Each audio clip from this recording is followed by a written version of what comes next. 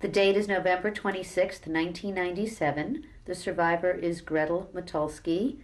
Last name of birth was Stern. The interviewer is Hillary Hellstein. The interview is being conducted in Seattle, Washington, in the United States of America. The language is English. Today is November 26th, 1997. My name is Hillary Hellstein.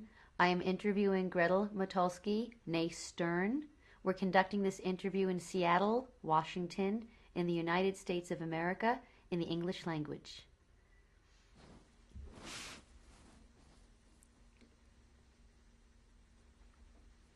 Can you please tell me your name now, your name at birth, and spell both names? I'm Gretel Motulsky. At birth, I was Gretel Stern. Gretel is Gretel, Motulsky, Motulsky, and Stern, Stern. Did you have any other names? Well, my official name on the birth certificate in Germany was Margarete Carola, which I never used, and nobody ever used. And they called me Bobby, B-O-B-B-Y, I guess, most of my life, until I came to this country. What is your birth date? April 3rd, 1924. How old are you now? 73. Can you please tell me the city and country you're from and spell it? I'm from Offenbach am Main in Germany. Offenbach is O-F-F-E-N-B-A-C-H. That's am Main, A-M. Then Main, that's a river, M-A-I-N. Start with your background and your childhood, beginning with your parents. Can you please tell me your parents' names? My parents were Dora Stern. Her maiden name was Metz. And my father was Robert Stern. Tell me about them.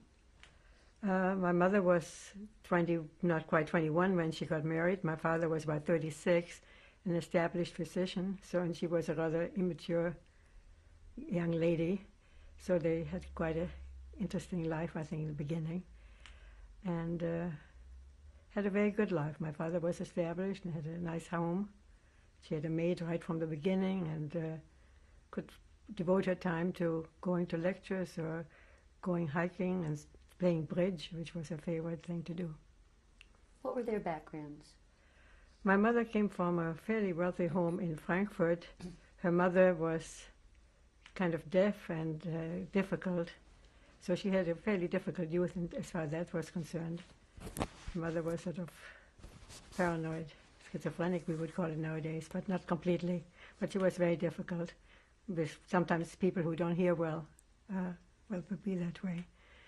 And she had sort of a schooling, I guess, in a girls' boarding school, girls' school kind of, worked during the war as a volunteer, and never was professionally or anything like that active, or no university. And my father became a doctor early in his life and was in the army as a doctor in Germany, then established his own practice and lived in a small town in Offenbach, which is right next to Frankfurt. Where was he born? He was born in Offenbach. My mother in Frankfurt.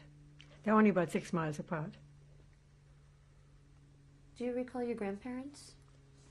Yes, very much so. What were their names? My mother's mother was Helene Metz, and her husband was Alfred Metz. He died when I was about 6 or 7 years old, so I remember him just vaguely.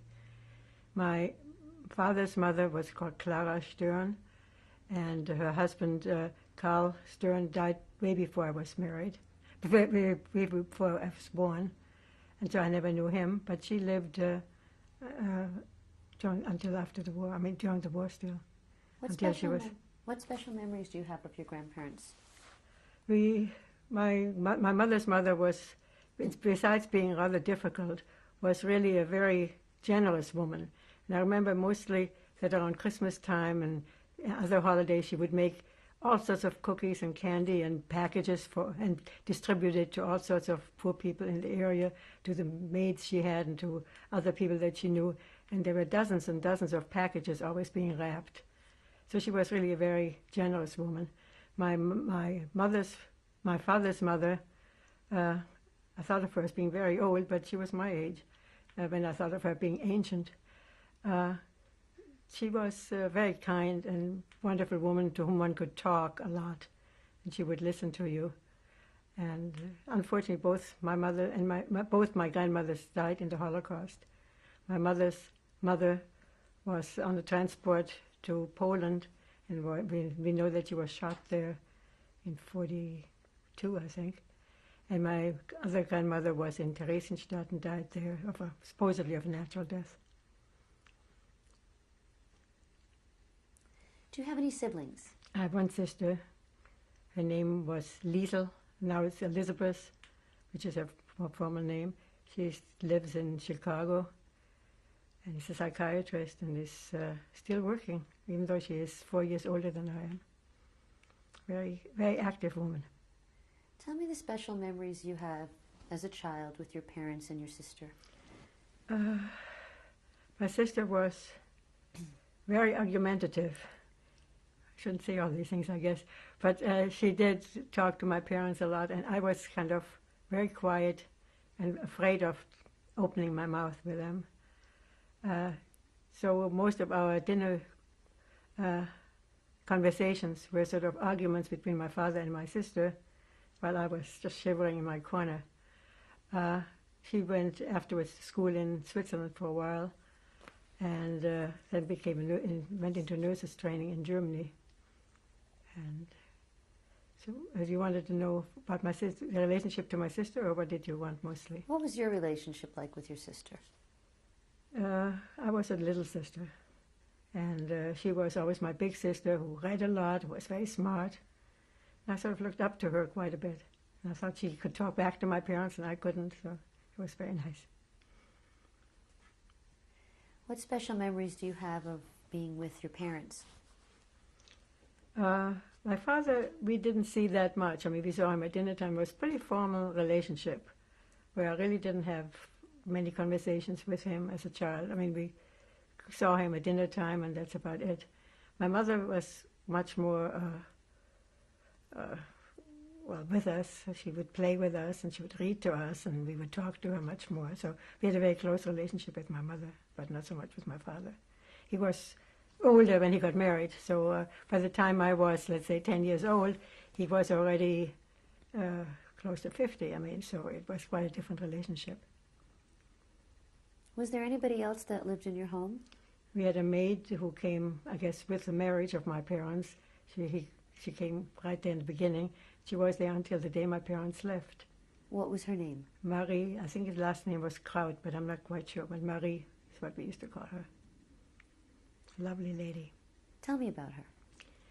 Well, she took care of us more than my parents did, probably, and she cooked and she helped with the cleaning, although they had a cleaning woman coming in. The last person who saw her was after the war, when my brother-in-law, my sister's husband, was in Frankfurt and visited her, because she lived in an old age home at that time, and he had a nice visit with her at that time still. So she was part of the family. Tell me what other memories you have as a child, if there was any hobbies you had, anything you liked to do.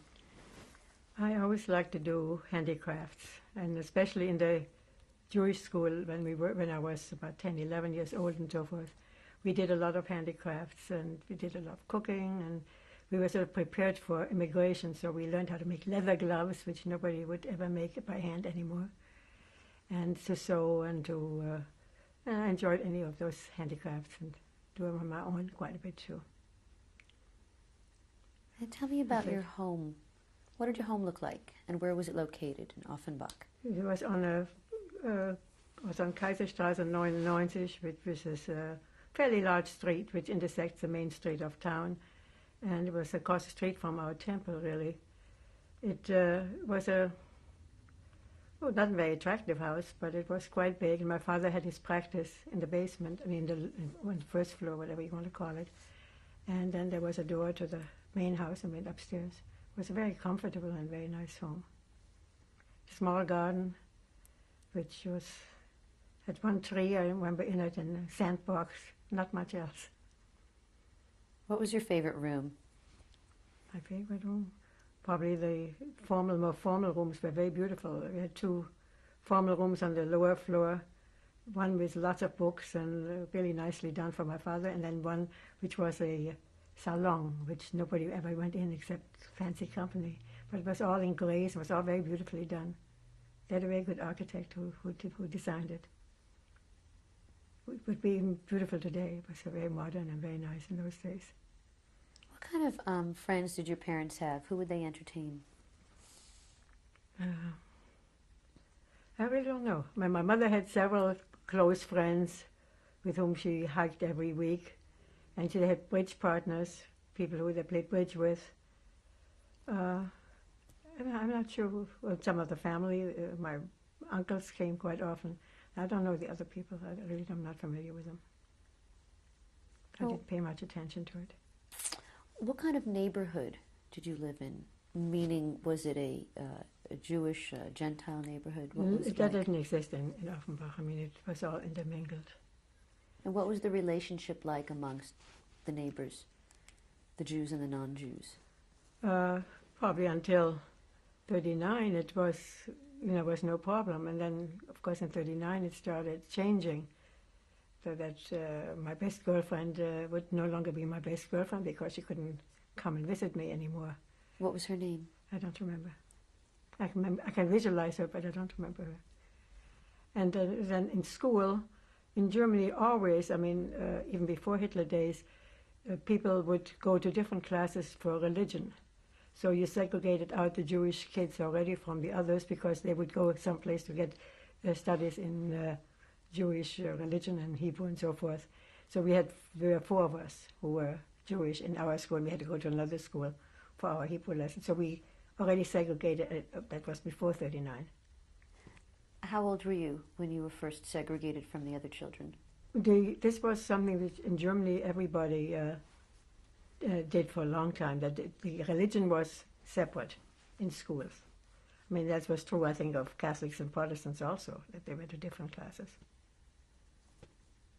Did you But it was not segregated otherwise, only for that 1 hour after school or whatever it was. Did you ever experience any anti-Semitism prior to Hitler's rise to power? No. I wouldn't know anyhow. I would be too young to really understand it. I mean, in 39, I was 5 years old. No, what am I talking about? 33, I was 9 years old. So, you don't know too much, and you don't pay that much attention to it before that. Tell me about school. Well, I went first to elementary school. Usually people go for 4 years to elementary school. I somehow skipped the 2nd grade and only went for 3 years. And then went to, which because it was, I guess, very easy for me. And during the 3rd year or 4th year, I had a whooping cough. And my mother, and you couldn't go to school for many weeks. So my mother went for walks with me and taught me arithmetic from A to Z, from 1 to million or whatever you want to call it. So I was very fluent in all my additions and subtractions. So I guess that's the beginning of my profession in a way. And I was about 10 years old at that time. No, not even that. I was about 8 years old. And then I went for 1 year to high school, German high school, Lyceum. And again, I guess for Jewish lessons one was segregated into a different, not segregated, but one went to a different classroom. But one thing was rather interesting. I was very bad in singing. So they told me I shouldn't come to music lessons, which was stupid in Germany, but that's what they did. And a friend of mine recently reminded me that she went to the music lessons, and once they sang the Horst Wessel song, and she walked out, the German Nazi song, where they say, kill the Jews with until the blood spurts from the knife, kind of. It's a horrible song. And she walked out of the classroom, and she had a lot of problems with that class, but I was lucky not to be in that class. So that started already in 30, when I was about 10 years old, I guess 9 years old, 33, I guess it was. When was End of 33, 34. When was the first time you heard that song? Probably in 34, 33 or 34. How did you react to that? Oh, it's terrible. It's just a horrible song when you hear the words. Although I remember once, to my shame, that all the kids in my class at the Lyceum went to see some big shot coming through the town, some Nazi band, and I was standing with them, and then I only realized what was happening afterwards, that I shouldn't have been there at all. But it didn't strike me at that time. I was, I guess, 10 years old.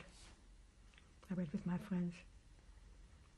I remember my parents being very shocked. And the first experience with Nazism was, I think, the boycott they did of Jewish doctors in April 1933, I think, or 34, I forget now which date, where in front of our house there would be people standing, policemen, that nobody could come into my father's practice. And they boycotted all Jewish stores and Jewish physicians and so forth. That was sort of my first experience, really, with anti-Semitism. Okay. Before we talk about anti-Semitism, I want to go back a little bit. Tell me about religion in your home. How did you observe Judaism? Not very much. My father was not interested, and my mother, in the early days, probably never went, but after 39, she went sort of maybe 3 times a year or something to temple. We did have Hanukkah candles. We celebrated Hanukkah, and I went usually to friends' home for Passover. My parents did not have Passover at home, but I went to some friends. And the maid who was on the upper floor had a Christmas tree, which we loved also, so we were exposed to everything. What was your favorite holiday? I don't know, probably Hanukkah at that time. Getting presents. I don't really know. We didn't celebrate Rosh Hashanah and Yom Kippur or anything like that in those days. And not until after 39. How often did you attend synagogue? Until I went to the Jewish school, probably hardly ever, if at all. And afterwards I became sort of religious in my rebellious days. And I went every Friday night and Saturday we went. Who did you go with? With my friends from the Jewish school.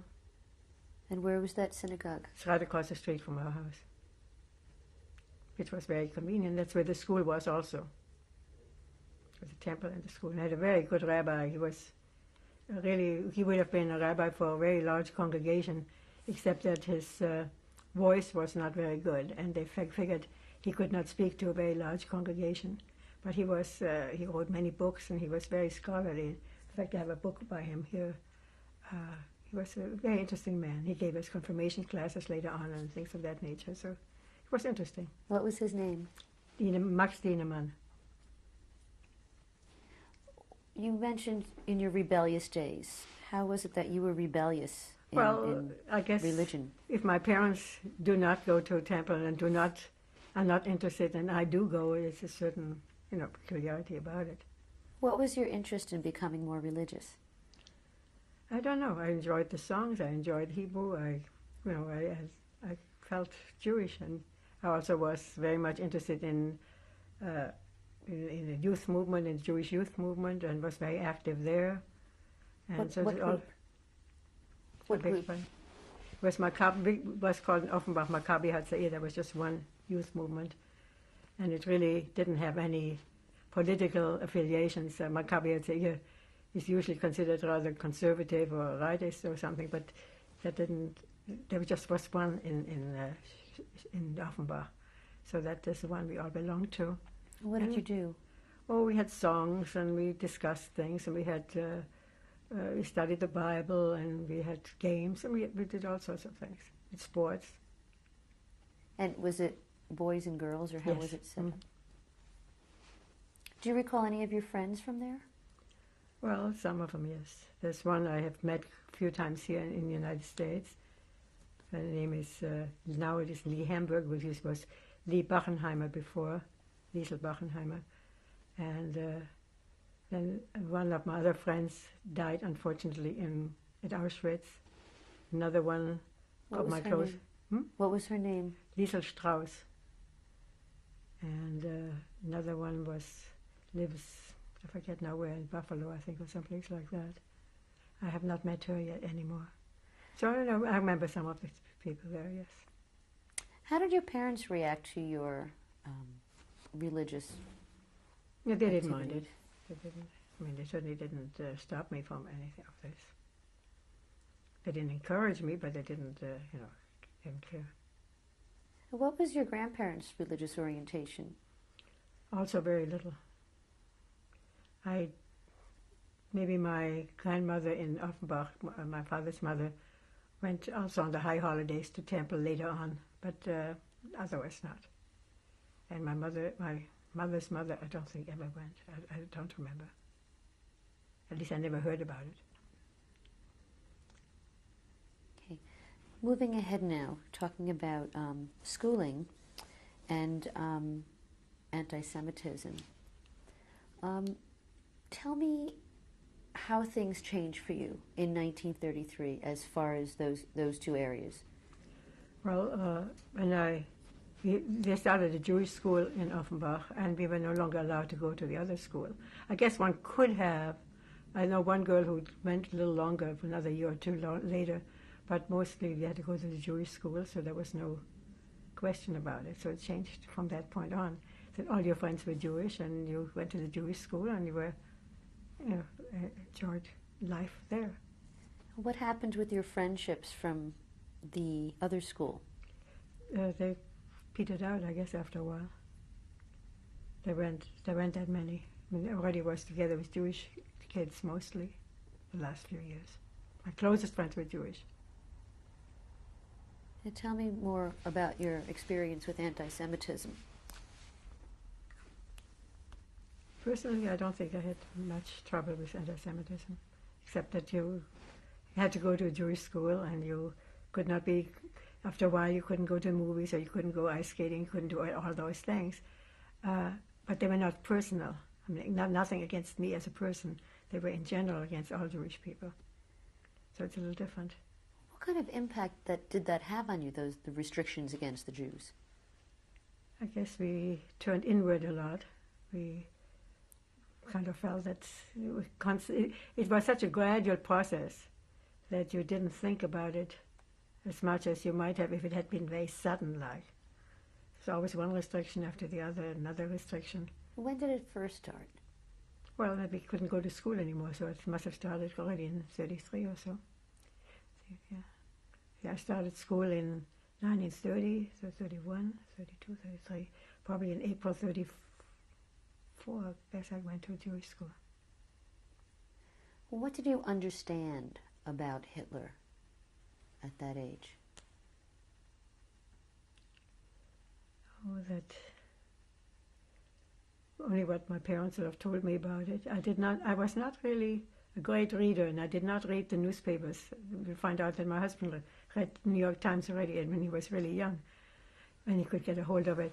But just what you knew, all the restrictions, you couldn't go there, and you couldn't do this and that, and having the police outside, not letting anybody go into my father's practice and stuff of that nature. So you did know. Or a girlfriend who no longer could play with me or could no longer invite me.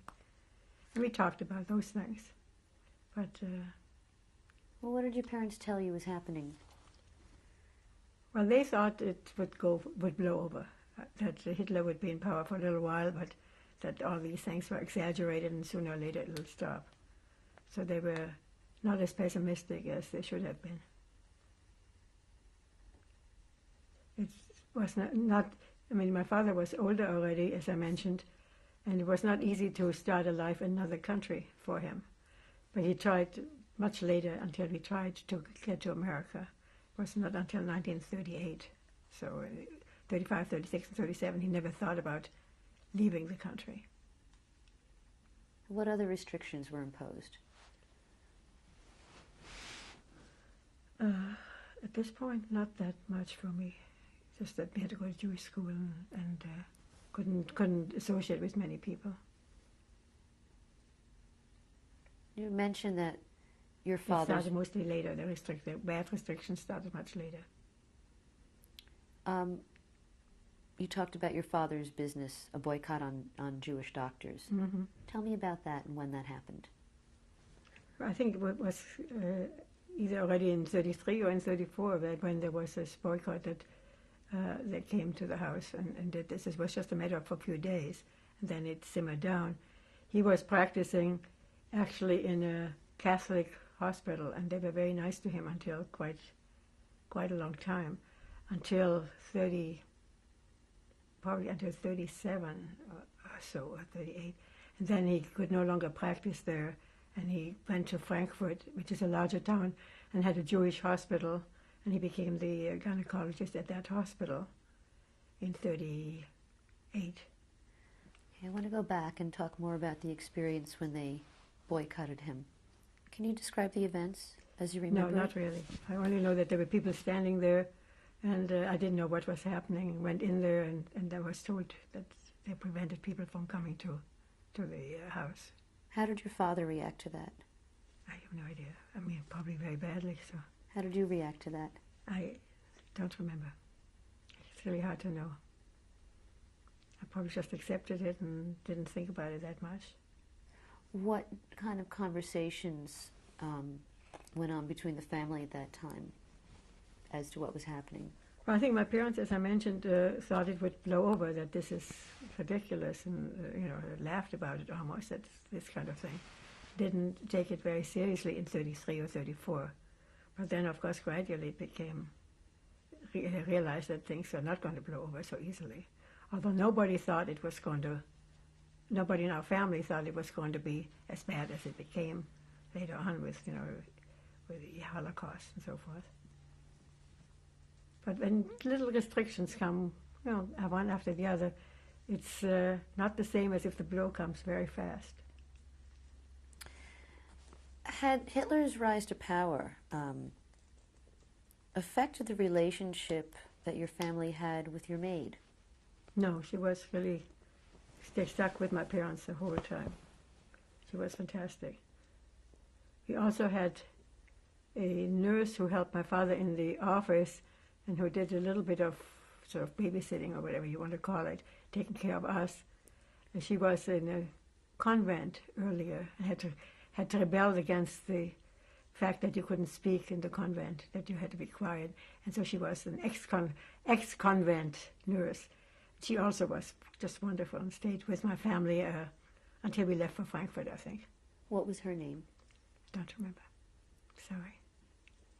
Schwester.